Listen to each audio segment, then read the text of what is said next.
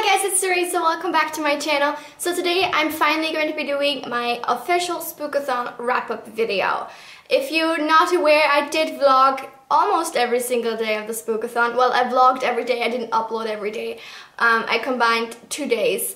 But I had a really great time during that week of spooky reading and also vlogging about it, and I really enjoyed myself, and I'm so happy that you guys enjoyed the vlogs as well.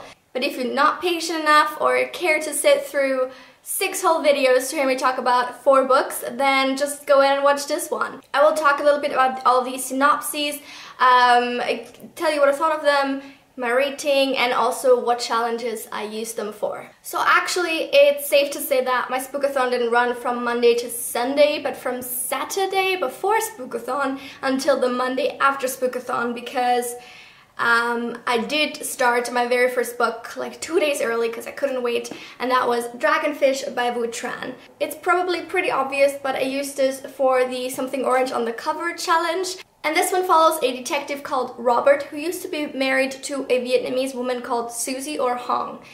They broke up 2 years ago, and she has now married a Vietnamese gangster who contacts Robert to ask him to help him find Susie, who has disappeared. Robert is then basically forced to assist his ex-wife's new husband in tracking her down, and on the way he uncovers a ton of stuff that he didn't know about her, and a lot of secrets are revealed. If my voice sounds like I'm a chain smoker, I'm sorry, but it's early in the morning and this is the first time I'm talking today.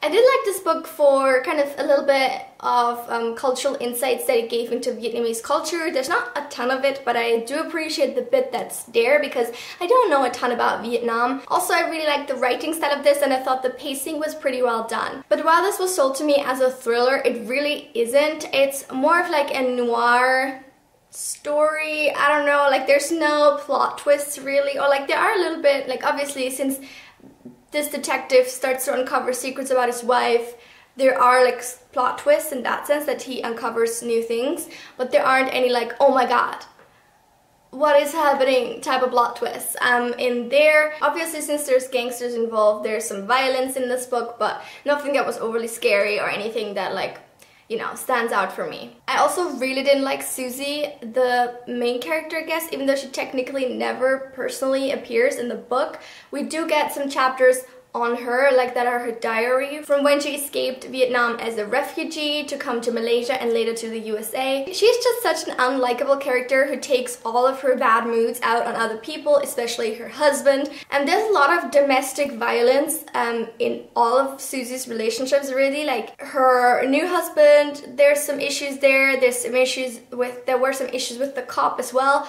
But it kind of, in the book, it's all portrayed like the cop himself is at fault, when it's so often described how Susie like just randomly goes off, like is triggered by something like that annoys her, and then she just goes off and like really goes ahead and just hits him constantly. And I feel like within the book's parameters that was accepted because she was just crazy, so that's fine. And I think Robert only hit her back once, but that was then shown to be like, oh, he's not a man because he hit his wife, who kept hitting him for years and years, like all the time, taking her moods out on him. Like, I understand there's an imbalance of physical power, but hitting people is not okay.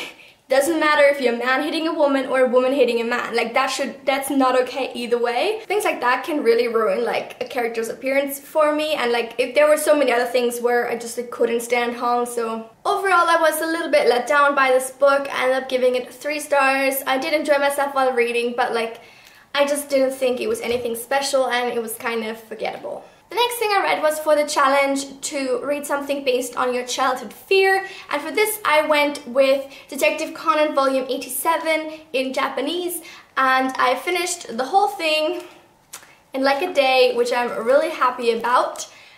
Reading Japanese sometimes takes a little bit longer because obviously I need to look up certain things, and it's just like it just takes longer because I'm not fluent, so but yeah, I'm glad that I finally managed to read this. It was the very first Detective Conan I ever read in Japanese, so this is gonna take a special place in my heart now. I really enjoyed this volume. If you don't know, Detective Conan is about a teenage detective who takes poison, who's forced to take poison that shrinks him into a elementary school sized person.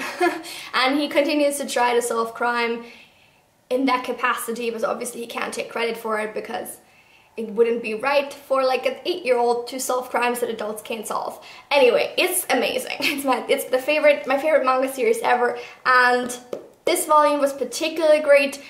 We got a story in here on how Shinichi, his name as a teenager, and Ran first met, and it was so heartbreaking. Oh my god, it was really, really good. It was so cute, and baby Shinichi is just like the best. So I really love this volume, and I gave it 5 stars, basically for 2 reasons: because it was Japanese and meant something to me to read it in Japanese, and also because of that story, because it was fucking amazing. Then I read probably my favorite book that I read this week, and it completely took me by surprise by how much I loved it, and that was Burt Box by Josh Malerman. This is also probably the only book that was really scary this week, which I was a little bit disappointed by, because I thought more of these books would be a little scary, but never mind. This book took care of that, fulfilled more than its own share. This book is set in like a dystopian post-apocalyptic world where there's something outside. People don't know what it is, but it starts happening suddenly. Like more and more cases of this happen where someone is outside, sees something, and then goes crazy, murders everyone around them and then themselves. And this book follows a woman called Mallory, both at the time of the outbreak of these, as she tries to figure out what's happening and what to do, and also 5 years later when she's been locked in a house with 2 children for 4 years. She hasn't left once, really, and now she's kind of ramping up to finally take the children and leave and go somewhere else, to a potential sanctuary somewhere. And it's obviously a very scary thought for her because she knows there's something outside, she still doesn't know what it is or what's going on, and yeah, this book is so scary. Especially towards the end, like, I don't know, there's so much suspense all the way because you keep thinking like, what is it? What's out there? Like, what is going on? And also the way it's written with this like time jump between the time of the outbreak and the present time, or like 5 years later, it just really works well for this type of story, and I really, really appreciated that. And yeah, towards the ending especially, this book got really just creepy and everything, so good. And especially with post-apocalyptic books, I feel like where like something is out there that's killing people and doing stuff, I feel like a lot of authors kind of either go for the route of explaining everything to a T, like they have it in their mind what it is, and like they explain everything, and thereby it's kind of like demystified, like that kind of takes like the eeriness out of it if you just spell it out completely. And then some other books like this I've read, they've kind of just like not explained anything at all. They just kind of like use it as a plot device to create a sort of mood for something, but they don't back it up with anything, and it kind of is very unsatisfying. But this book did not fall in either of those categories, which I really, really appreciated. So I really, really appreciated this, and I thought it was really, really well done. And if you take anything away from this video, it is to go and read Burt Box. And finally, I also read Grotesque by Natsuo Kirino. As I've already said, I didn't finish this book on Sunday, I finished it Monday morning, so that technically doesn't count. But this I was using for, oh, I didn't mention it. I used Burt Box for the set in a spooky setting challenge, and I used Grotesque for a thriller and for a book with a scary word in the title, because I think Grotesque is pretty scary. I do want to say that this also wasn't really a thriller. I don't know, it was a thriller, but it was very mellow thriller, that makes sense. So this book is set in the year 2000-ish, where 2 prostitutes have been murdered in Tokyo, and the book has a female unnamed narrator who was the older sister to one of the prostitutes and a classmate to the other. And she sort of just talks to you about what happens, and then she keeps saying like, oh, but I need to like go back in time to start at like this earlier date so you understand everything. So essentially she ends up telling you her life story and her relationships with those 2 women.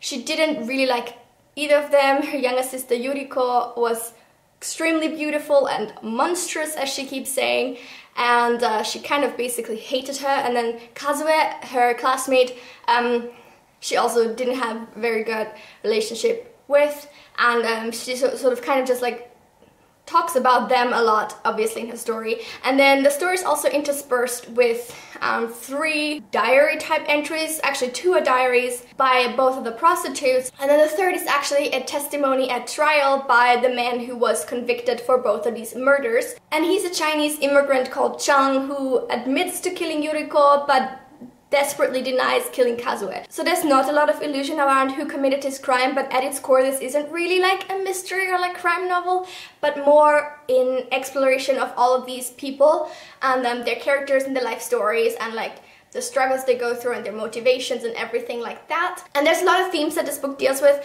but I think the most important one is that of the role of women in Japanese society. And the book kind of seems to say that women become monstrous or grotesque and deformed in some way by society when there is an inequality between men and women. And I really like the way that that was explored in this book in many different ways. I don't want to go into more detail than that, but I ended up giving this book 4 stars. I thought it was fantastic. It was just a little bit long towards the end, and especially Kazue's diary, which is the last part of the book, really. It went on for so long, and her diary was particularly hard to read for various reasons, and I just wasn't enjoying it at that point anymore. But like overall, I really love this book and I can't wait to check out more by this author. And that is everything that I read during the Spookathon, and a little bit before and a little bit after, but shh. I hope you guys enjoyed today's video, and I hope you enjoyed my vlogs. I will link them down below in the description if you still want to check them out. Let me know in the comments how your Spookathon went, what books and challenges you ended up finishing, and I will see you soon for another video. Have a lovely week. Bye!